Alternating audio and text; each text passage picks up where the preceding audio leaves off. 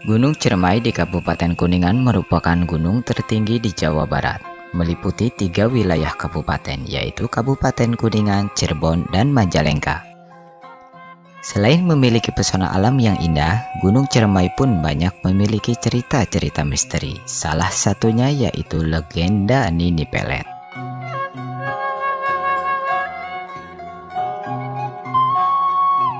Dari cerita yang berkembang secara turun-temurun di wilayah Kuningan, Nini Pelet dulunya seorang manusia biasa yang tinggal di sekitaran Gunung Ciremai. Ia seorang perempuan yang sangat cantik, namun selain kecantikan yang ia miliki, Nini Pelet pun seorang perempuan yang menguasai ilmu kanuragan dari aliran hitam. Nini Pelet mempunyai ambisi yang sangat kuat dan watak yang keras, sehingga ia mempunyai keinginan menjadi seorang penguasa dengan menjadi istri dari para petinggi pada saat itu.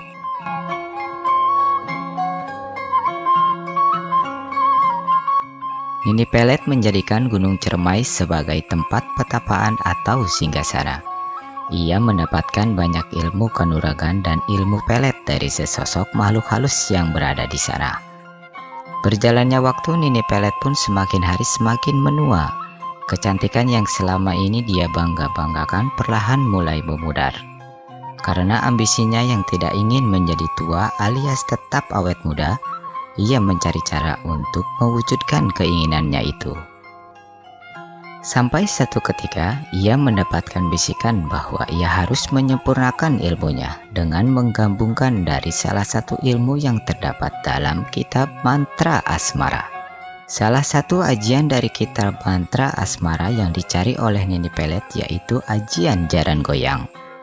Kitab ini diciptakan oleh pendekar sakti bernama Ki Buyut Manguntapa, seorang ulama utusan dari Cirebon yang berasal dari Indramayu.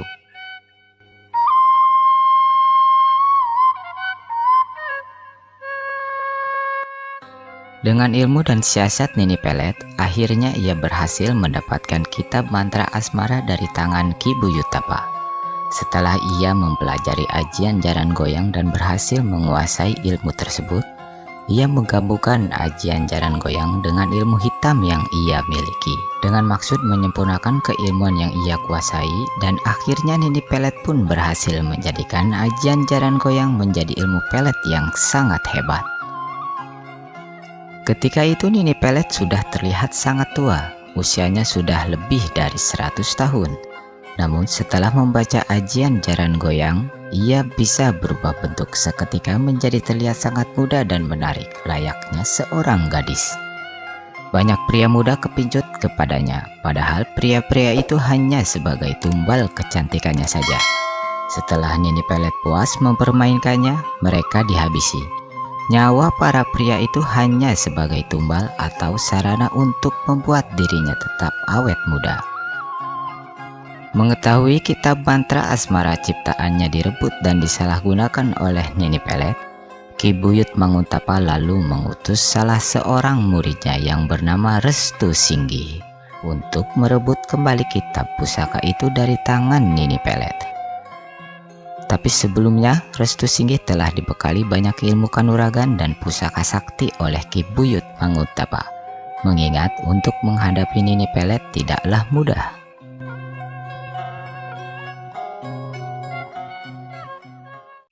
Singkat cerita, berangkatlah Restu Singgi ke Gunung Ciremai untuk menghadapi Nini Pelet.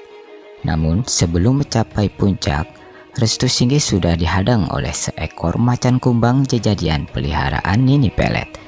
Terjadilah pertarungan di antara keduanya. Restu Singgi pun berhasil menaklukkan macan kumbang tersebut. Lalu ia meneruskan perjalanannya menuju puncak Gunung Ciremai.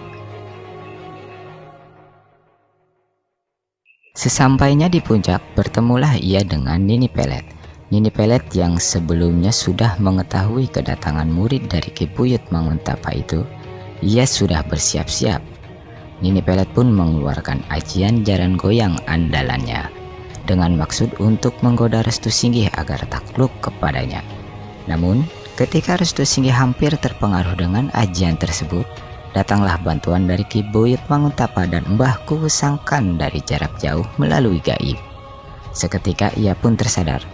Lalu terjadilah pertarungan di antara keduanya.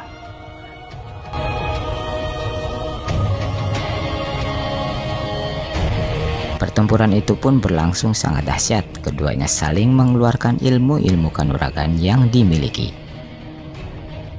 Restu Singgi kerepotan menghadapi dan mencari kelemahan dari Nini Pelet yang memiliki ilmu kanuragan yang sangat tinggi. Ia pun mulai terpojok. Restu Singgi mendapatkan bisikan dari Ki Buyut Manguntapa dan Mbah Kusangkan tentang kelemahan yang dimiliki Nini Pelet. Cabutlah tusuk konde yang menempel di rambutnya. Kelemahan dari Nini Pelet yaitu tusuk konde yang menempel di rambutnya. Seketika Restu Singgi pun langsung menyabut tusuk konde Nini Pelet. Dan Nini Pelet pun meronta kesakitan dan tak berdaya.